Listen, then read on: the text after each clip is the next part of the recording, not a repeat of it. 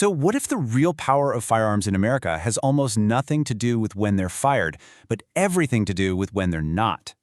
Today we're diving into a really fascinating framework from writer Chris Abraham. He argues that private firearms in the US act less like weapons and more like a form of stored potential energy, something he calls sequestered carbon. It all starts with a number, a really, really big one. 500 million. That's the estimated number of privately owned firearms in America today. Now, a number that massive, well, it naturally leads to a pretty profound question. And there it is.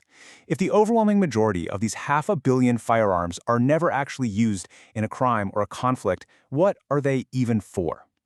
The argument we're going to unpack here is that their true power, their real function, lies in their potential, in their silence. And this brings us to the central metaphor of the whole idea. Sequestered carbon. Just think of it like a massive underground reserve of fuel. It has a huge impact on the world just by existing, right? The point isn't to burn it all. Its power comes from the fact that it could be used. So let's see how this applies to the structure of power in a society.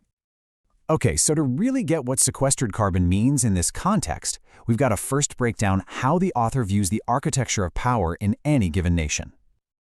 So, according to the source material, most countries around the world run on 3 basic layers of power.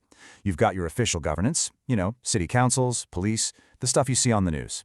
Then you've got the shadow authority, the gangs, the cartels, the networks that operate outside the law but still hold real power. And finally, you have the federal level, the national government, the military, the big guns that can step in. But, and this is the absolute core of the argument, the United States has a unique 4th layer.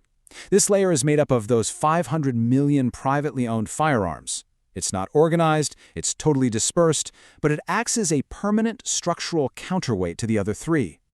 And this really gets to the philosophical why of it all.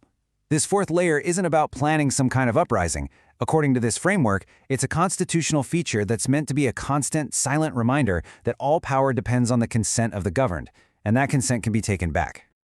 So let's drill down on the constitutional function of this 4th layer. The argument here is that its main purpose isn't for things like hunting or sports shooting, but for something far more fundamental to the structure of the nation itself. And here's where you see the big contrast. A lot of the public conversation revolves around hunting, sport, and collecting. But this constitutional argument bypasses all of that. It centers on this idea of parity.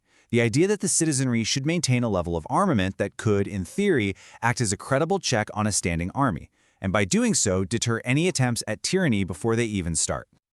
Now you might be thinking, come on, a muzzleloader from 1791 is nothing like a modern rifle. And you're right. But according to the author, that's exactly the point. The principle of parity isn't frozen in time. It means protecting access to the kinds of arms that are contemporary to the era.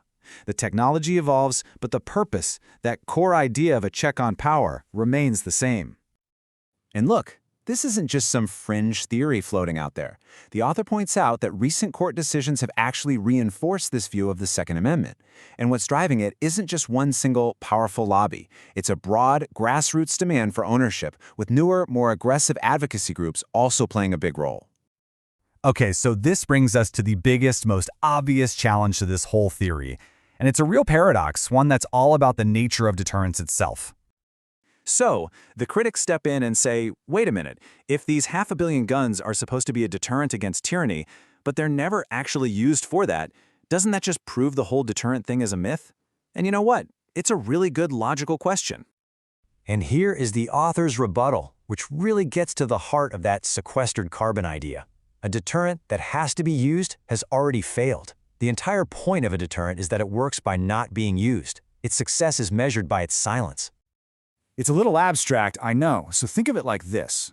The world's nuclear arsenals keep a certain kind of peace precisely because they are not launched. Or think about a fire extinguisher in your kitchen. Its value isn't 0 just because your house hasn't burned down. Its value is there every single day a fire doesn't happen. It's all about the potential, held in reserve. Now this doesn't mean it's a complete free-for-all. The author is very clear that this 4th layer has to be self-policing. If someone in this layer misuses their arms, commits a crime, threatens people, then the other layers, the police and the federal government, come crashing down on them. So its legitimacy really depends on responsible, restrained ownership. So if this 4th layer is a real thing, who's in it? And more importantly, is that changing? Well, according to this analysis, it's expanding in ways that might surprise you. What we're seeing, according to the source, is a major realignment. Groups that have not traditionally been associated with gun ownership are now arming themselves and, in doing so, participating in this fourth layer. We're talking about LGBTQ activists, leftist organizers, minority communities, and various progressive coalitions. And here's the kicker. The reaction from traditional, long-standing Second Amendment advocates isn't horror or fear. According to the author, it's often welcome. The thinking is that the constitutional principle is actually made stronger when a more diverse range of citizens embraces it for their own self-preservation. And this totally reframes the tension. It's no longer about identity, who looks like a gun owner. The central question becomes a commitment to the principle itself. It becomes, okay, you've armed yourself for your own protection. I get that. But will you defend my right to do the same, even if we disagree on everything else politically? So what's the ultimate takeaway from this whole framework? It's that this fourth layer of private arms doesn't rule or govern. It doesn't dictate terms. Its real function is to make sure that no other group can dictate terms without negotiation, without consent.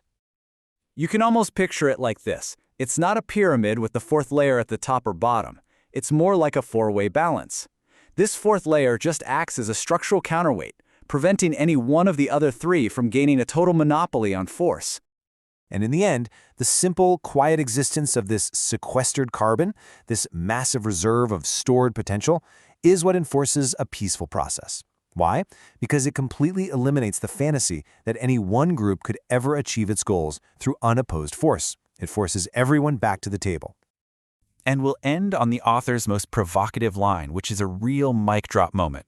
It's a challenging thought that reframes the whole debate, suggesting that the very potential for force that people worry about is exactly what safeguards the freedom to worry about it in the first place.